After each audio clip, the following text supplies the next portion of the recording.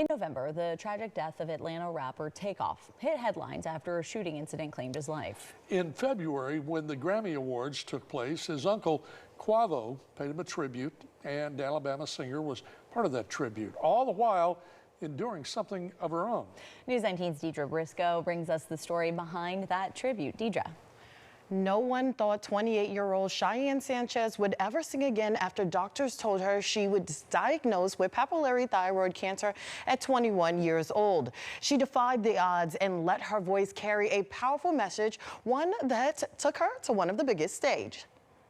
After being diagnosed with papillary thyroid cancer at 21 years old, Cheyenne Sanchez's world changed forever. And they said it would be 6 weeks after my cancer surgery, whether I would know or not. So I thought that I was going to have to sit there for 6 weeks and not know whether I'd have a voice or not. The doctors explained to Cheyenne that there was a 90% chance she would never sing again after the surgery to remove her thyroids and lymph nodes. But despite those odds, she came through singing and smiling.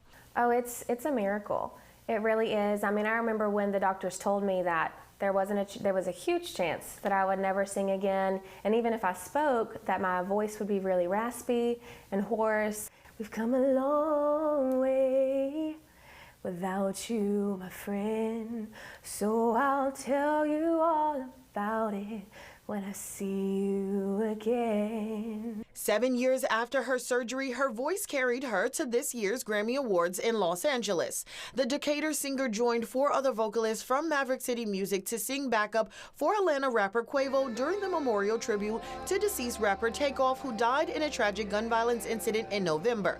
Cheyenne says in both her own personal darkness and in the tragedy of Quavo's nephew, it was the Lord that held it all together. It was just a solemn feel, you know, it was very emotional, but we were all excited that Quavo chose to bring in worship in that moment. You know, he could have chosen any artist to sing to honor Takeoff, but he chose worship, and so we felt like that really showed his heart and showed Takeoff's heart that, you know, no matter what, in the middle of the darkness, we have to lean on the Lord. Cheyenne has dedicated her life to health and wellness. She now spends her day-to-day as a hospice worker working to educate the community on terminal diagnosis and how people who might receive those diagnoses can live the best quality life they can. She says both singing and hospice care are her passions.